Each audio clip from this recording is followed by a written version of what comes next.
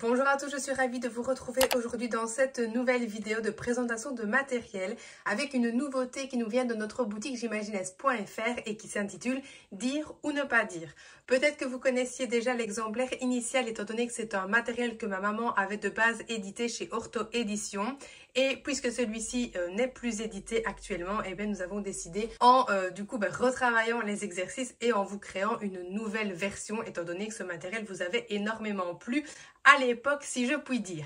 Ce matériel, donc, si vous ne le connaissez pas, il vous permettra de travailler le lexique, la compréhension, le jugement avec des patients qui ont encore du langage ou pas, et donc avec des adultes, mais pas que, puisque bien évidemment, vous pouvez l'adapter sans souci avec les enfants. Nous allons ici traiter de 5 catégories différentes, donc fruits, légumes, vêtements, meubles et animaux, et dans chaque catégorie, il y aura différents exercices que je vous montre tout de suite. Je vous montre en exemple avec les fruits. Donc le premier exercice, c'est un vrai ou faux. Vous avez bien sûr le matériel qui est conçu pour avoir un côté patient et un côté thérapeute. Et donc ici, le principe, c'est de répondre à des vrais ou faux concernant l'image. Nous avons choisi des photos réelles et assez grandes pour vraiment pouvoir l'utiliser avec tout patient, qu'ils aient des troubles visuels ou pas. Et donc des photos, bien évidemment, de qualité.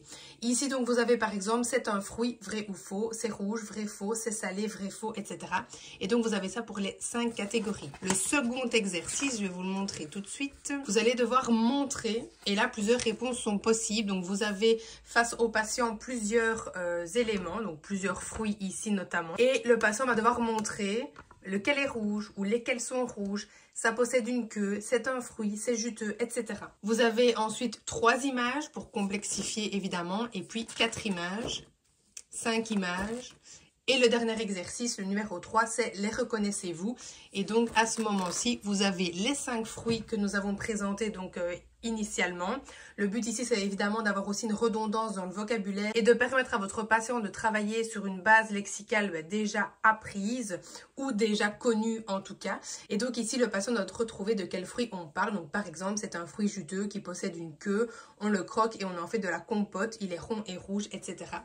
Et donc voilà, là vous avez la même présentation pour toutes les catégories et les différents exercices et niveaux. Et donc voilà pour cette présentation de matériel qui j'espère évidemment vous aura plu. J'espère que vous en aurez appris un peu plus sur ce matériel.